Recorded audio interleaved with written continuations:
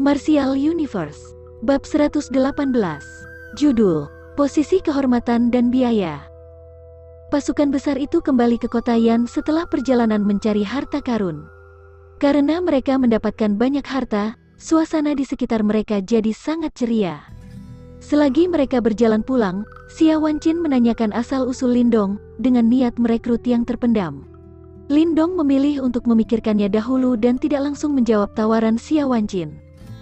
Karena dia telah membantu Asosiasi Seribu Emas mengalahkan komplotan Serigala Darah, tak heran jika komplotan itu memendam dendam padanya jika dilihat dari gelagat dan sifatnya.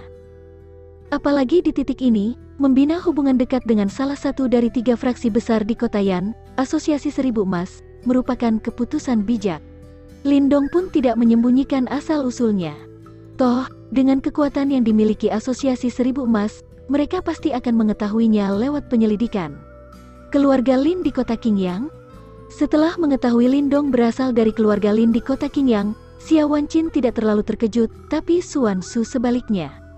Tak lama kemudian, gadis itu menutup mulutnya dan tertawa.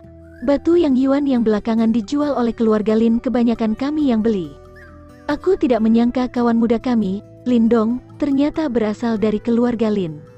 Saat kita kembali, aku akan memberitahu anak buahku supaya mengingat-ingat kalau berbisnis dengan keluarga Lin di masa depan. Hehehe, kalau begitu aku harus berterima kasih pada manajer Su. Lindong terkekeh dan menangkupkan tangan dengan hormat pada gadis itu. Keluarga Lin. Belakangan ku dengar kalau Sekte Baju Darah dari kota Yan punya dendam padamu. Malah, 1 bulan lagi, pemimpin Sekte Baju Darah, Wei Tong, setuju menerima duel sampai mati dengan keluarga Lin di duel arena kota Yan. Tanya Xia Wanqin, setelah tiba-tiba teringat pada sesuatu. Xuan Su, Xia Zilan, dan yang lainnya terkejut mendengar kalimat Xia Wanqin, lantas menatap Lindong. Walaupun Sekte Baju Darah tidak bisa dibandingkan dengan Asosiasi Seribu Emas di kota Yan, sekte itu tetaplah fraksi kuat. Wei Tong pun ada di Yuan dan tingkat menengah. Bisakah keluarga Lin mengimbangi sampai ke level itu? Benar, memang ada dendam di antara kami. Lindong hanya tersenyum dan melanjutkan. Oh, dan yang akan berduel dengan Wei Tong adalah saya. Oh, mendengar pernyataan itu, bahkan alis Xia Wanqin terangkat. Di satu sisi, Xia Zilan tak bisa menahan diri untuk berkomentar. Memang bocah sepertimu sudah tidak ingin hidup lagi? Wei Tong itu Yuan dan tingkat menengah, dia tidak bisa dibandingkan dengan Jiang Li yang masih ingusan. Ya, Zilan benar. Duel sampai mati di duel arena bukan masalah kecil. Kalau perlu, aku bisa menjadi penengah. Xuan Su juga mengangguk, lantas menawarkan. Saya khawatir itu tidak bisa. Sekte Baju Darah dipimpin oleh komplotan Serigala Darah. Karena Lindong juga sudah membuat mereka kehilangan kolam kayangan dan akan susah membuat Sekte Baju Darah menyerah meski Asosiasi Seribu Emas menjadi penengah. Gumam Xia Wanqin. Hehehe, ini adalah masalah yang sebaiknya kami tangani sendiri. Tapi, terima kasih banyak kepada Anda berdua. Balas Lindong seraya tersenyum tipis. Kok bisa kau membuat marah Sekte Baju Darah? Xia Zilan bertanya penasaran. Kurasa karena aku membunuh wakil kepala mereka, Gu Ying. Balas Lindong santai. Ketika Lindong menyelesaikan kalimatnya, orang-orang di sekitar sana berubah hening. Saat menengok, dia melihat Xia Zilan dan lainnya menatapnya takjub. Gu Ying harusnya simbol Master Segel 2, kan?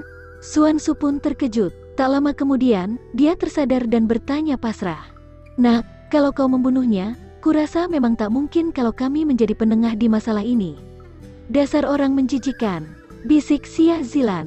Bisa dikatakan jika simbol Master Segel 2 setara dengan praktisi Yuan dan tingkat awal. Tapi orang sekuat itu bisa dibunuh oleh Lindong.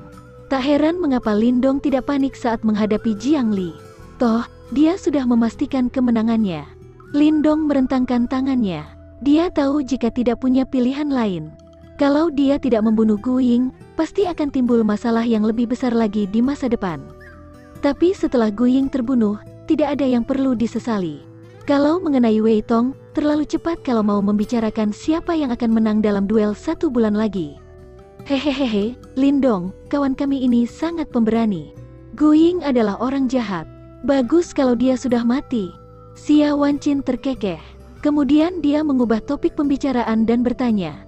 Aku ingin mengundang kawan muda kita, Lindong, untuk menempati posisi kehormatan sebagai pejabat di Asosiasi Seribu Emas. Apakah kau berkenan? Lindong sedikit membatu mendengar kalimat Xia Wanqin. Ketika menatap Xia Wanqin yang tersenyum, tiba-tiba semua hal saling berkesinambungan di kepalanya. Xia Wanqin ingin diam-diam membantu keluarga Lin dengan membangun relasi dengan Asosiasi Seribu Emas.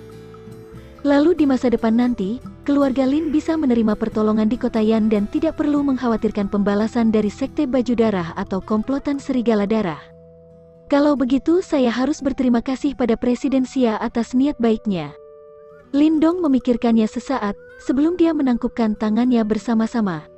Untuk keluarga Lin yang sekarang, Asosiasi Seribu Emas bagai pohon besar. Jika dia sendiri, Lindong tidak masalah. Tapi sekarang, dia juga harus mempertimbangkan kebutuhan seluruh keluarga Lin juga. Akhirnya dia memutuskan menerima niat baik tersebut. Xia Wanqin tertawa terbahak-bahak setelah Lindong menyetujui. Walaupun kekuatan anak itu sekarang masih belum mampu menggoyahkannya, potensi Lindong menjadi sangat penting bagi Xia Wanqin. Karena dia memulai segalanya sebagai seorang pedagang, dia sangat tahu keuntungan dari investasi jangka panjang. Kalau dia melepaskan kesempatan ini, mungkin Asosiasi Seribu Emas tidak lagi punya kualifikasi untuk menawarkan niat baik pada Lindong jika dia benar-benar bisa menunjukkan potensi maksimalnya. Xuan Su pun tertawa pelan. Dia selalu menganggap Lindong hebat. Karena itu, dia senang kini Asosiasi Seribu Emas berhasil membangun hubungan dengannya. Setelah sampai di kota Yan, Lindong mengucapkan salam perpisahan pada Xia Wanqin dan yang lain, lalu langsung kembali ke penginapan tempatnya tinggal. Sesaat setelah Lindong masuk ke dalam kamar, tubuhnya ambruk. Meskipun dia mendapat banyak harta, tetap saja tidak mudah mendapatkannya. Apalagi saat dia ada di dasar kolam, dia memberikan seluruh yuan powernya pada tikus kecil. Ditambah, dia harus berusaha naik kembali ke permukaan. Setelah akhirnya dia bisa bersantai, wajar jika sensasi pegal mulai menyebar di seluruh tubuhnya. Walaupun dalam keadaan lelah, Lindong tidak langsung mengamati mutiara yin yang baru saja dia dapatkan. Alih-alih dia memilih menahan lelah dan letihnya, kemudian duduk di atas kasur dan perlahan-lahan memasuki fase latihan. Latihannya berjalan setengah hari. Lindong membuka mata dan menyadari jika di luar sudah malam. Dantiannya yang nyaris kehabisan yuan power, akhirnya terisi kembali setelah berlatih selama setengah hari. Rasa lelahnya pun perlahan-lahan menghilang. Merasakan dirinya sudah hampir pulih, Lindong mengambil 3 mutiara yin yang dia dapatkan di dasar kolam hari ini. 3 mutiara bundar berwarna hitam dan putih itu melayang di depan Lindong. Energi kuat dan murni melanda dan terus menyebar dari dalam hingga ke seluruh ruangan.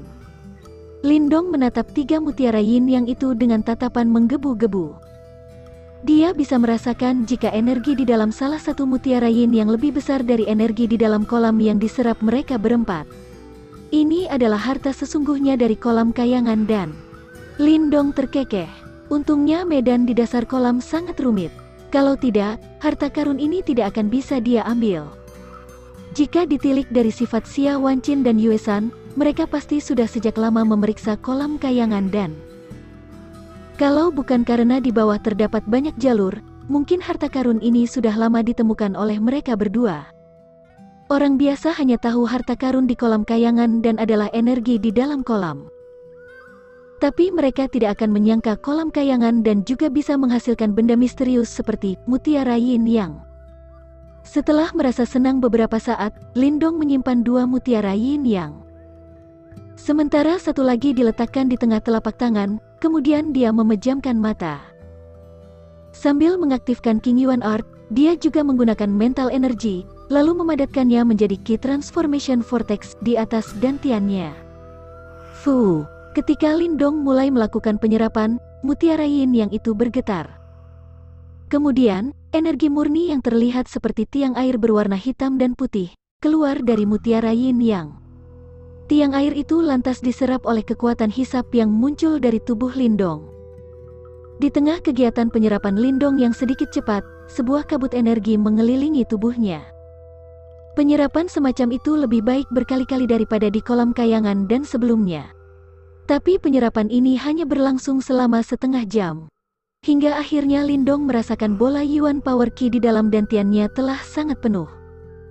Akhirnya dia menghentikan penyerapan rakusnya dan mulai menggunakan King Yuan Art untuk memadatkan bola Yuan Power Ki.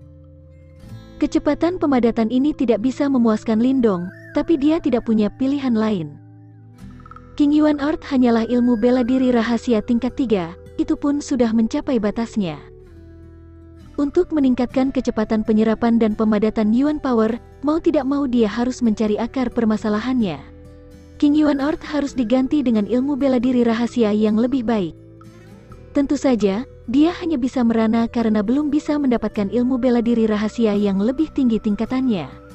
Karena itu, Lindong hanya bisa bertahan untuk saat ini. Hidup Lindong sangat damai selama beberapa hari, karena dia menghabiskan sebagian besar waktunya untuk berlatih. Dengan mutiara Yin Yang, Yuan Power Lindong berkembang sangat pesat. Retakan pada Destiny Soul simbol di istana Niwannya juga menjadi semakin jelas dan tampak bisa terpecah menjadi dua sewaktu-waktu. Dengan kemajuannya yang sekarang, hari itu pasti datang tidak lama lagi. Sementara dia melatih Yuan Power, Lindong tidak meninggalkan latihan mental energinya. Setelah mengeluarkan banyak uang untuk membeli dan mengubah ramuan kelas 5 menjadi pil ramuan, perkembangan mental energinya pun menjadi pesat. Retakan pada Destiny Soul simbol di dalam istana Niwan pun menjadi sangat jelas dan tampak segera akan terpecah menjadi dua. Tapi perubahan itu hanya berjalan sampai hari ke-10, sebelum tiba-tiba berhenti. Itu karena Lindong baru menyadari, jika selama setengah bulan dia di Kota Yan, dia sudah menghabiskan 1000 pil yang Yuan yang dibawanya. Karena itu, dia tak punya uang untuk membeli ramuan kelas 5. Pengeluaran semacam ini mungkin akan sangat mengejutkan Lin Zentian dan yang lain jika sampai tahu. Bahkan seluruh harta keluarga Lin tidak bisa membiayai proses pelatihan Lindong yang hanya seorang diri. Kurasa sudah saatnya untuk mencari uang. Lindong menatap pada tas Qian Kun yang kosong, lalu mau tak mau tertawa pahit dan menggeleng.